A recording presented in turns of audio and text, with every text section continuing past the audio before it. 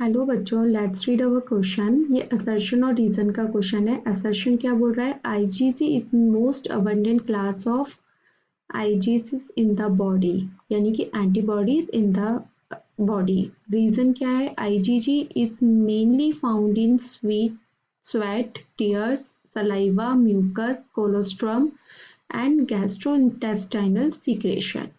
तो असर्शन बोल रहा है कि आईजीजी मोस्ट अबंडेंट, सबसे ज़्यादा मिलने वाली एंटीबॉडी है बॉडी में।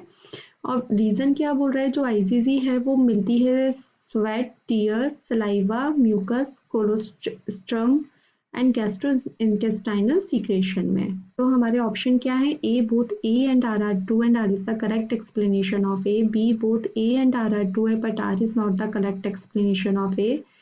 C, A is true but R is false. D, A is false but R is true. E, both A and R are false. तो हमारा जो यहाँ की कंसेप्ट हो जाएगा वो क्या हो जाएगा? एंटीबॉडीज। एंटीबॉडीज क्या होती हैं? जब भी कोई बॉडी में एंटीजन इन्फेक्ट करता है या कोई भी पैथोजन आता है तो उसके लिए, उसको हटाने के लिए जो बॉडी है वो एंटीबॉडीज बनाती है। तो हमारी जो एंटीबॉडीज बनती हैं वो किससे बनती हैं? बी लिम्फोसाइट सेल से बनती हैं। लिम्फोसाइट सेल्स से बनती हैं। ये क्या होती हैं? एंटीबॉडीज जो होती हैं वो क्या होती हैं? कॉम्प्लेक्स ग्लाइको प्रोटीन होते हैं। ग्लाइकोप्रोटीन मॉलिक्यूल होते हैं। इसमें क्या होता है? ये कैसी शेप की होती हैं? वाई शेप्ड होती हैं। और इसमें 4 पॉलीपेप्टाइड चेन रहती हैं।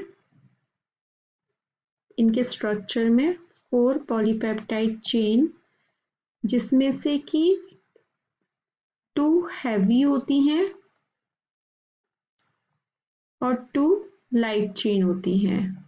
और ये आपस में किसके द्वारा बंधी हुई रहती है, यानी कि हेल्ड रहती हैं? डाइसल्फाइड बॉन्ड के थ्रू। डाइसल्फाइड बॉन्ड के थ्रू आपस में जुड़ी रहती हैं। ठीक है। तो अब जो एंटीबॉडीज होती हैं वो कितने टाइप की होती हैं? 5 टाइप्स की एंटीबॉडीज बॉडी में हमारे मिलती हैं। तो फर्स्ट एंटीबॉडी होती है IgA, IgD, IgE, IgG and IgM। ठीक है। अब जो सब IgA होती है, टोटल क्वांटिटी कितनी रहती है? हम परसेंटेज में हम देखेंगे, इसका रहता है 10%, IgD का रहता है 1 से 3%, IgE होती है 0.05%, IgG जो रहती है वो रहती है 75 to 80%। ओके। IgM रहती है 5 से 10%। तो सबसे ज़्यादा जो मिलने वाली एंटीबॉडी है वो कौन सी है? हमारी IgG। तो हमारा जो फर्स्ट ऑप्शन, फर्स्ट जो असर्शन है वो क्या हो जाता है? करेक्ट हो जाता है। IgG is the most abundant class of antibody in the body. तो ये बिल्कुल सही हो गया हमारा। ठीक है। असर्शन बिल्कुल सही है। रीजन क्या बोल रहा है? IgG is mainly found in sweat, tears, saliva, mucus, colostrum and gastrointestinal secretion. तो हमारा जो ये रीजन जो है वो गलत है, क्योंकि जो IgG होता है वो किसमें मिलता है? Most abundantly found antibodies, main immunoglobin of blood and interstitial fluid which has capacity to pass through placenta. इसमें कैपेसिटी किसकी होती है?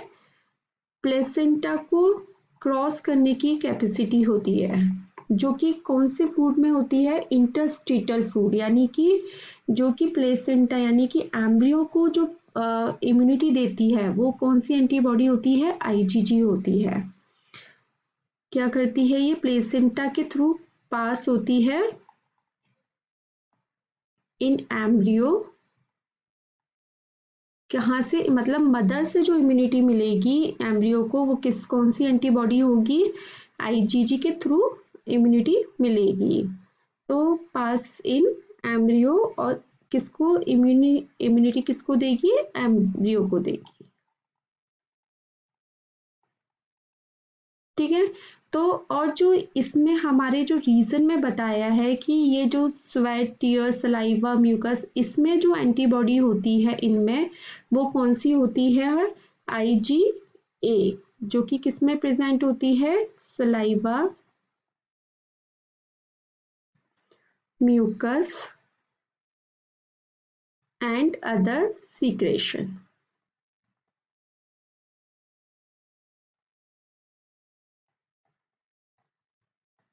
ठीक है, क्वेश्चन पे आते हैं। तो IgG is mainly found in sweat, tear, saliva, mucus, colostrum and gastro intestinal secretion. तो ये हमारा गलत हो गया, क्योंकि IgA मिलती है इनमें। ठीक है, अब हम अपने ऑप्शंस देख लेते हैं। Both A and RR2 and R is the correct explanation of A, तो ये हमारा गलत हो गया।